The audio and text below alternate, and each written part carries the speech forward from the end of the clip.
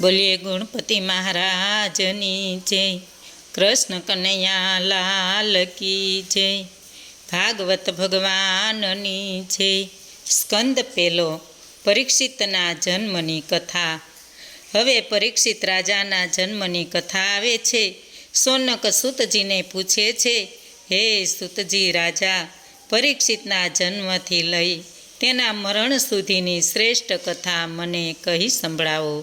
જન્મ થતાની સાથે બાળક પરીક્ષિત આમ તેમ જોવા લાગ્યો છે.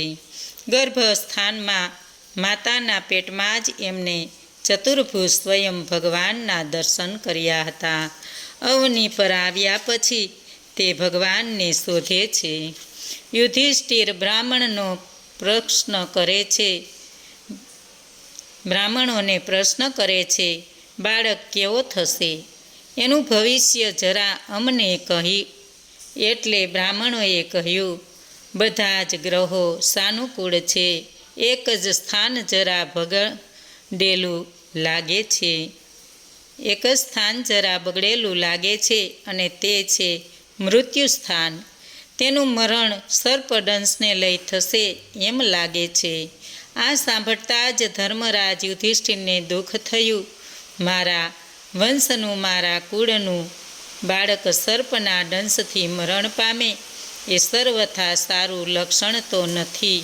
તે વખતે બ્રાહ્મણોએ યુધિષ્ઠિરને સાંત્વન આપતા કહ્યું કે ભલેને એને સર્પદંશ થાય અને મરણ પામે, પણ મરણ પછી એને સદગતિ પ્રાપ્ત થશે.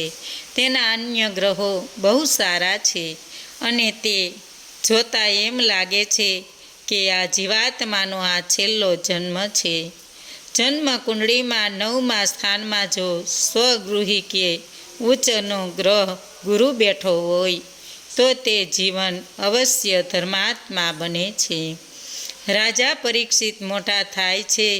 સુદ પક્ષમાં ચંદ્રની કળા જેમ દિન પ્રતિદિન વૃદ્ધિ પામે છે, તેમ પરીક્ષિત વૃદ્ધિ વિકાસ કરવા લાગ્યા. એક કથા છે, દેવોએ દૈત્યો પર વિજય મેળવ્યો. દેવો બધા ફૂલાઈ ગયા. વિજયના ગર્વમાં તેઓ છકી જવા લાગ્યા, એટલે સુધી કે તેઓ પરમાત્માના દિવ્ય શક્તિને ભૂલી ગયા. ભીડ પડી ત્યારે ભગવાનની સહાય માટે બૂમ પાડતા હતા. દુઃખમાં પોકાર પાડતા માણસને ભગવાન અવશ્ય મદદ કરે છે. એ રીતે દેવોની પુકાર સાંભળીને ભગવાન દેવોની મદદ થાય છે. સ્વાર્થી દેવોને પ્રત્યક્ષ પરચો દેખાડવા ભગવાને એક યક્ષનું રૂપ લીધું અને દેવોની સમક્ષ પ્રગટ થયા. આ યક્ષ કોણ છે એ બાબતની તપાસ કરવા દેવોએ અગ્નિદેવને મોકલ્યા. યક્ષે અગ્નિદેવને પૂછ્યું, કોણ છે તું? તારી શક્તિ કેટલી છે?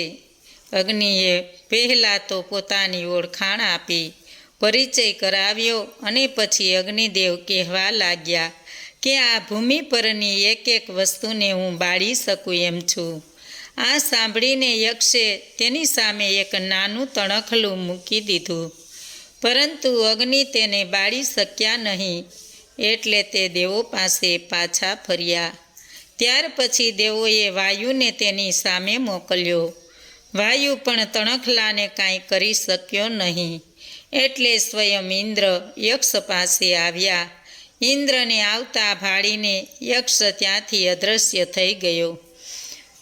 યક્ષની જગ્યાએ ઉમાદેવી ઇન્દ્રને દેખાયા. ઇન્દ્રએ દેવીને કહે છે કે પેલો યક્ષ કોણ હતો? ઉમાએ કહ્યું, તે સાક્ષાત બ્રહ્મા પરમાત્મા હતા. આ સાંભળીને દેવોને પોતાની શક્તિનું ભાન થયું. પોતાની શક્તિ કેટલી મર્યાદિત પ્રમાણમાં છે તેનું જ્ઞાન થયું. વિજય અને સફળતાના ગર્વમાં પણ ભગવાનને ભૂલી જવા ન જોઈએ. એક હોલાનું દ્રષ્ટાંત.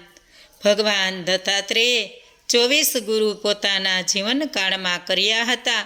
આ ગુરુ કથા પૈકી એક આસક્તિના પ્રતીક સમી એક હોલાની કથા અહીં પ્રસ્તુત કરું છું.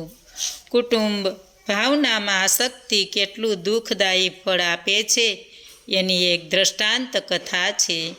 એક જંગલ હતું. તેમાં એક ઝાડ પર એક હોલો પોતાની પત્ની તથા બચ્ચા સાથે રહેતો હતો. એકવાર હોલીએ ઈંડા મૂક્યા. હોલાની આસક્તિમાં વધારો થયો. ઈંડામાંથી સમય થતાં બચ્ચા નીકળ્યા.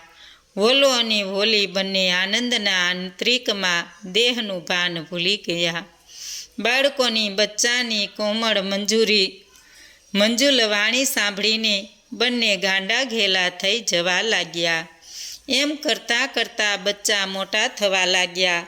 એટલે બચ્ચાને ખવડાવવાને માટે ચારો ચૂંગવા માટે વનમાં ભટકવા લાગ્યા. એક પારધીની નજર આ બચ્ચા પર પડી. હોલો અને હોલી બંને ચણચણવા બહાર ગયા હતા. પારધીએ પોતાની ઝાડ નાખી બચ્ચાને જકડી લીધા અને પોતે છુપાઈને જોવા લાગ્યો. સમય થતાં હોલો અને હોલી આવ્યા. બચ્ચાએ ચીચિયારી કરવા માંડી. હોલી તરત બચ્ચા પાસે ગઈ અને તેના પગ પણ ઝાડમાં જકડાઈ ગયા. આ જોતાં હોલો બહુ દુઃખી થઈ ગયો. એની બુદ્ધિ બહેર મારી ગઈ. તેણે પણ પત્નીને જોઈ પોતે ઝંપલાવ્યું તે પણ ઝાડમાં સપડાઈ ગયો. આ પ્રમાણે આખું હોલાનું કુટુંબ એક પારધીની ઝાડમાં જકડાઈ ગયું અને એનું આખું કુટુંબ નષ્ટ થઈ ગયું. રાજા પરીક્ષિત પોતાના પ્રભુને તેની દિવ્ય ઝાંખીને કદી ભૂલ્યા નથી. વિદુરજી તીર્થયાત્રા કરવાને માટે નીકળ્યા છે. ફરતા ફરતા પ્રભાસ ક્ષેત્રમાં આવી પહોંચ્યા છે. રસ્તામાં જ એમને કૌરવોનો વિનાશ થયો છે એની ખબર મળી. ધર્મરાજા યુધિષ્ઠિર રાજગાદી પર બેઠા છે. એક મારો ભાઈ ધૃતરાષ્ટ્ર ધર્મરાજ યુધિષ્ઠિરને પનારે પડ્યો છે. તે પેટ પાડવા માટે ધર્મરાજાને ત્યાં બેઠો છે. વિદુરજી આવ્યા છે.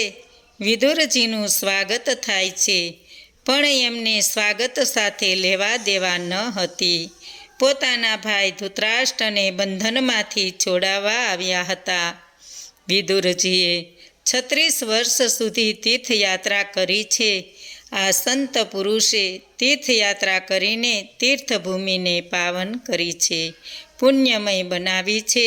શાસ્ત્રમાં કહ્યું છે કે ઉત્તમા સહજાવસ્થા, મધ્યમાં ધ્યાન ધારણા. એનું કારણ એ બતાવ્યું છે કે તીર્થયાત્રા દરમિયાન ઘણીવાર અન્ય ચિંતાઓ આવીને ઈશ્વરના ધ્યાનમાં નિયમભંગની પરિસ્થિતિ સર્જે છે અને તેથી તીર્થભૂમિમાં સત્કર્મ નિયમને અનુસરીને થઈ શકતું નથી.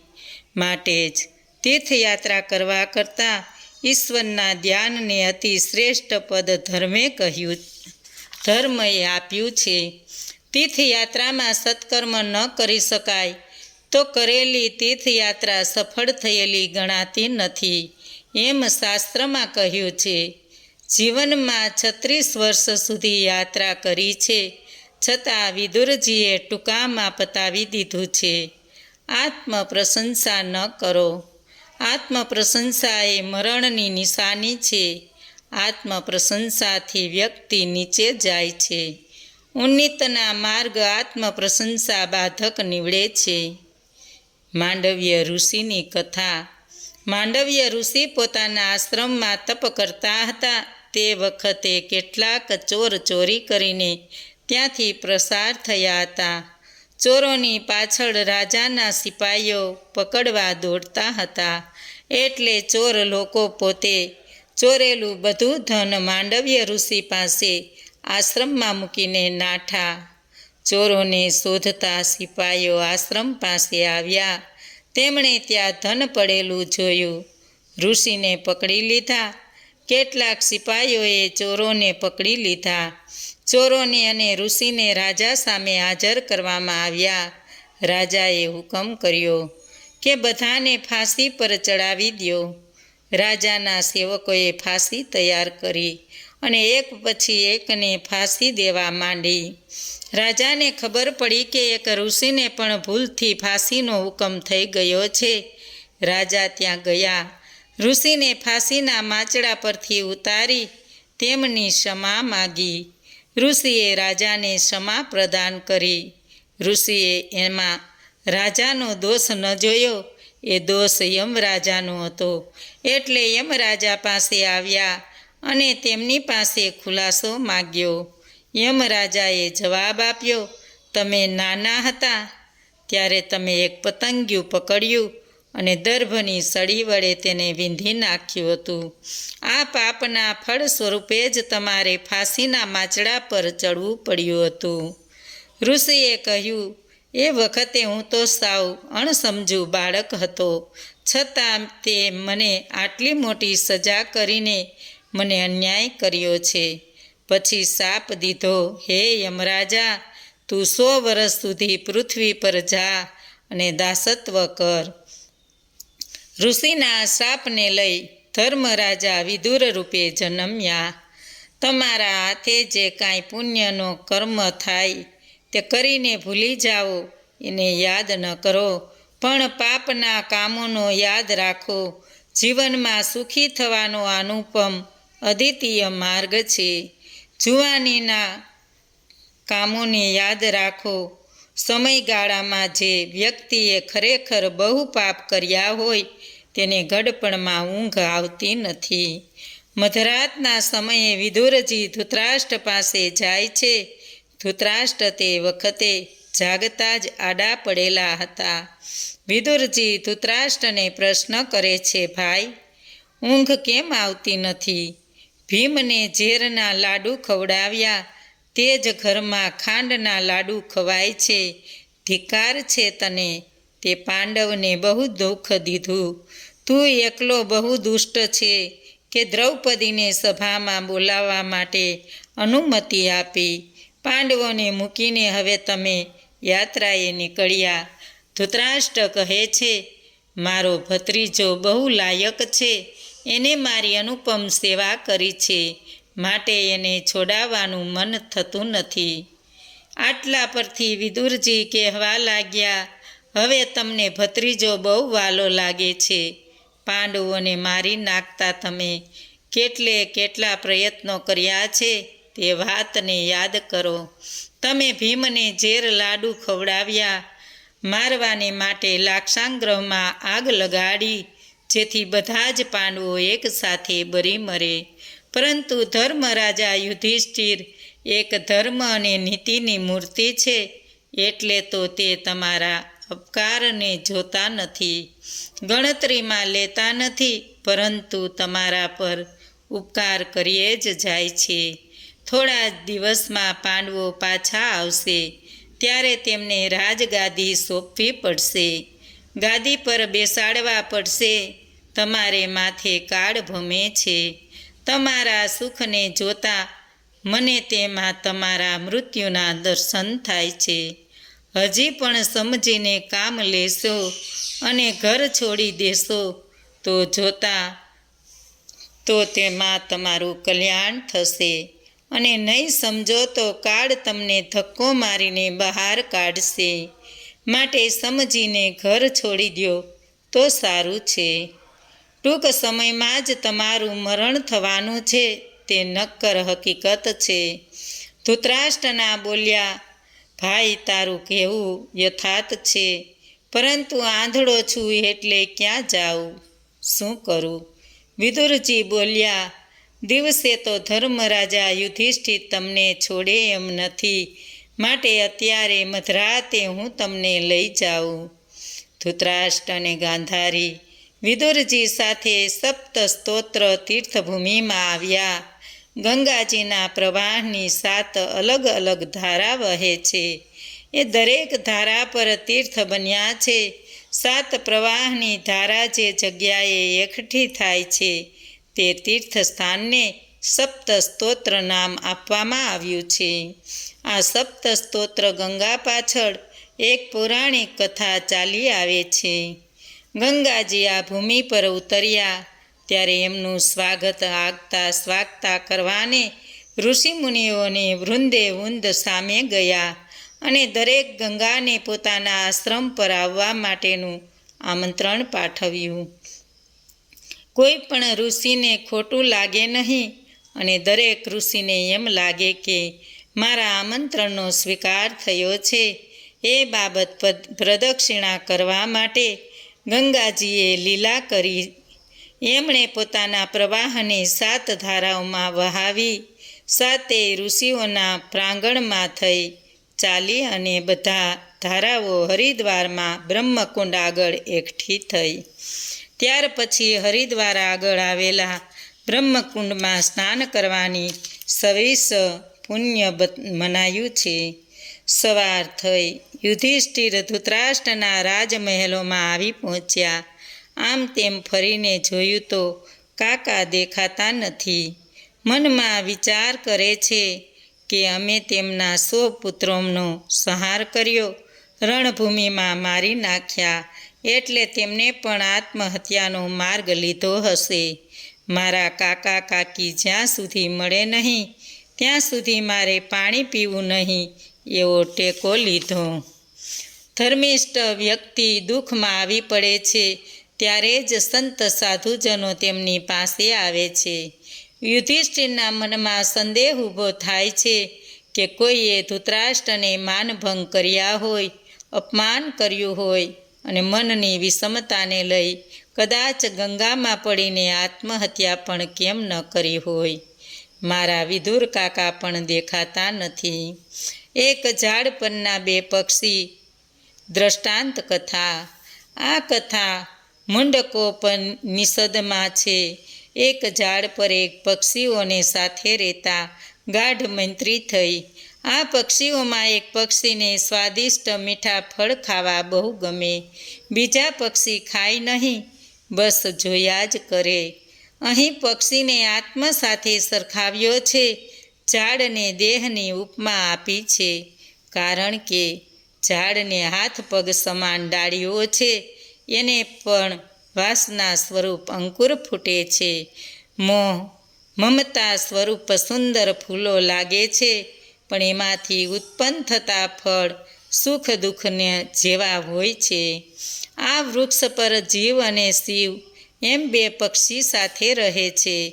જીવ કાયા પાકા ફળ ખાય છે, છતાં એને કોઈ સંતોષ નથી, તૃપ્તિ નથી. શિવ એને વારે છે, એમ છતાં જીવ પોતાનું સાચું સ્વરૂપ સમજતો નથી અને તેથી જ ફળ ખાઈને પરિણામે પાંગડો બની જાય છે.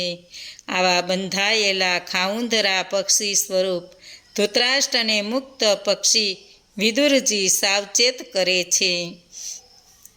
એ વખતે નારદજી પોતાના હાથમાં વીણા સાથે હરિગુણ ગાતા આવી પહોંચ્યા. યુધિષ્ઠિરના મનનું દુઃખ જાણી લઈને નારદજી કહેવા લાગ્યા કે ધૃતરાષ્ટ્રને સદગતિ મળવાની છે, એના જીવનનું કલ્યાણ થવાનું છે, માટે તું ચિંતા ન કર. આ અવની પરના દરેક જીવને એક દિવસ મરણ આવવાનું જ છે.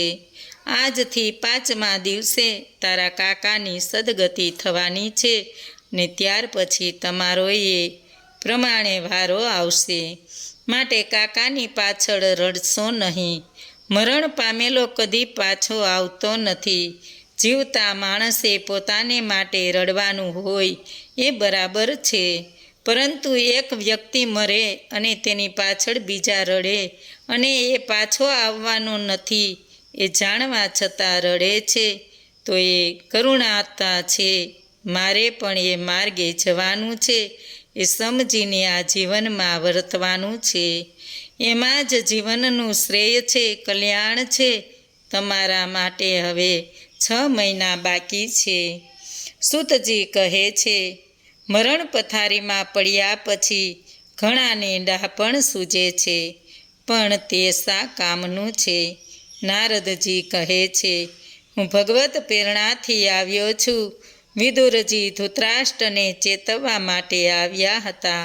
હું તમને સાવચેત કરવા માટે આવ્યો છું. 6 મહિના પછી કળિયુગનો પ્રારંભ થવાનો છે, માટે તમે કોઈની ચિંતા કરવાનું છોડી દો. તમે ફક્ત તમારી જ ચિંતા કરવા લાગો. યુધિષ્ઠિરે ઘણા યજ્ઞ અનુષ્ઠાન કરાવ્યા. ભગવાન શ્રી કૃષ્ણ દ્વારિકા પ્રસ્થાન કર્યું. ત્યારે પોતાની સાથે અર્જુનને લઈ ગયા. યદુકુળનો વિનાશ થાય તેનું પ્રભુ શ્રી કૃષ્ણના અંતરમાં રમતું હતું અને તેથી પણ યદુકુળનો વિનાશ વેરાયો એમ લાગે છે. યુધિષ્ઠિરે ભીમને કહ્યું, નારદજીની વાણી મુજબ કળિયુગની છાયા હવે દેખાવા લાગી છે. મારા રાજ્યમાં અધર્મની માત્રા વૃદ્ધિ પામતી જાય છે. મંદિરમાં પણ ઠાકોરજીનું સ્વરૂપ જોતા એના મોં પર મને વિષાદની રેખા દેખાય છે. શિયાળવા અને કૂતરા પણ મને રડતા હોય એમ લાગે છે. ધર્મરાજા યુધિષ્ઠિરે એક પ્રસંગની વાત કહે છે. કાલે હું મારી નગરીમાં ફરવા નીકળ્યો હતો. ફરતા ફરતા મારી નજર એક લુહાર પર પડી. તેણે ત્યાં મેં એક યંત્ર જોયું. મેં એને પૂછ્યું, આ શું છે? તેણે જવાબ આપ્યો, એ તાળું છે. નગરભરમાં ચોરી થવા લાગી છે. ચોરીનો ત્રાસ વધ્યો છે એટલે લોકો ઘરને તાળા મારે છે. એક બીજી વાત મને યાદ આવે છે. એક વાણિયાએ બ્રાહ્મણને પોતાનું મકાન વેચી દીધું. તે મકાનના પાયા ખોદતા તેમાંથી સોનામોરો ભરેલો ચરુ મળ્યો. તે લઈને બ્રાહ્મણ પેલા વાણિયા પાસે ગયો અને ચરુ વાણિયાની સામે મૂક્યો. પેલો વાણિયો ધર્મિષ્ઠ હતો. તેણે કહ્યું, મેં તો ઘર તમને વેચી દીધું. હવે તેમાંથી જે નીકળે તે તમારું કહેવાય. મારું નહીં, મારાથી આ ચરુ લેવાય નહીં, માટે તમે તે લઈ જાઓ. બ્રાહ્મણ કહે, પણ આ સંપત્તિ પર મારો હક નથી, અધિકાર નથી, માટે મારાથી ન લેવાય. ધર્મરાજા યુધિષ્ઠિર પ્રજાની ધર્મિષ્ઠતા પર આફરીન થઈ ગયા. 6 મહિના પછી પ્રજાની બુદ્ધિ બગડવા લાગી અને ચોરી થવાના ભયને લઈ ઘરને તાળું મારવું પડે છે. કલહ, કલેશ, કજિયાળું મૂળ કડી છે. જે ઘરમાં પ્રભુનું કીર્તન, હરિકથા, ભજન થતા હોય ત્યાં કડી પ્રવેશ કરવાની હિંમત કરતો નથી. ભીમ અને ધર્મરાજા બંને વાતોએ વળગ્યા છે. અર્જુન હજી પણ આવ્યો નથી. તેની ચિંતા થવા લાગી. એટલામાં અર્જુન આવી પહોંચ્યો. તેનું મોં નિસ્તેજ લાગતું હતું. મોં પડી ગયું હતું. આવતાની સાથે યુધિષ્ઠિરના પગમાં પડ્યો. આંખોમાંથી અશ્રુની ધારા વહેવા લાગી. યુધિષ્ઠિર અર્જુનને પૂછે છે, બધા કુશળ તો છે ને? શ્રી કૃષ્ણ, બલભદ્ર અને સગા સ્નેહીજનો બધા કુશળ તો છે ને? પણ અર્જુન ઉત્તરમાં એક શબ્દ પણ બોલતો નથી. નીચું જોઈને વદન ઢાળીને બેઠો છે. આંસુ સરી પડે. યુધિષ્ઠિર અર્જુનને વારંવાર પૂછે છે, બોલો તો ખરા અર્જુન, તારું તેજ ક્યાં ગયું? આંગણે આવીને કોઈ અતિથિને ભોજન આપ્યા વગર ભોજન તો લીધું નથી ને? અતિથિ એ એક રીતે ભગવાન સ્વરૂપ કહેવાય છે. તમારે આંગણે આવેલો કોઈ અતિથિ જમ્યા વગર જાય તો જાય છે અને સાથે સાથે યજમાનનું પુણ્ય પણ ખાઈ જાય છે. નચિકેતા યમરાજાને ત્યાં 3 દિવસ સુધી ભૂખ્યો અને તરસ્યો બેસી રહ્યો. યમરાજા આવતાની વેત જ નચિકેતાને પૂછે છે, તે 3 દિવસ સુધી શું ખાધું? નચિકેતા તરત જ કહે છે, મેં તારું પુણ્ય ખાધું. મનુષ્ય આ સૃષ્ટિ પર દેહ કરતાં આંખો વડે મનથી અનેક ગણું પાપ કરે છે. જેના પર ભગવાનની કૃપા થાય છે તે જ આ મન સ્વરૂપ માછલીને મારી શકે છે.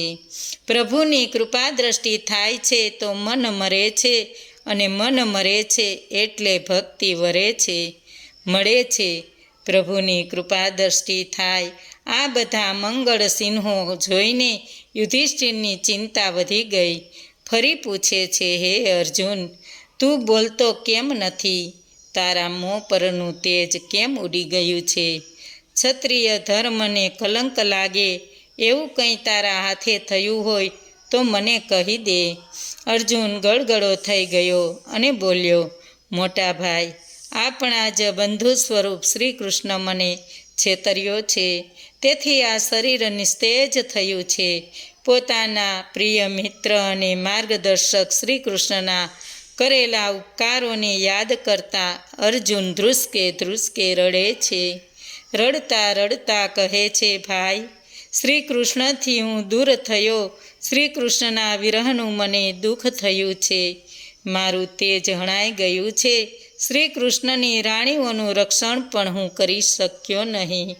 શ્રી કૃષ્ણની રાણીઓને લઈને હું આવતો હતો. રસ્તામાં દુષ્ટ લોકોએ મારી સાથે લડીને તે બધી સ્ત્રીઓને લઈ ભાગી ગયો. હું તો જોતો જ રહી ગયો.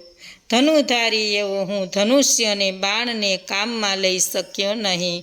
શરીરમાં બળ હતું છતાં હું એ દુષ્ટજનોને સામનો કર્યો શક્યો નહીં. એનું મને દુઃખ છે. શ્રી કૃષ્ણ વિના બધું નિર્થક મને જણાયું. બોલો કૃષ્ણ કનૈયા લાલ કી જય. ભાગવત ભગવાનની જય. આજનું ભાવપુષ્પ શ્રી કૃષ્ણ અર્પણમ.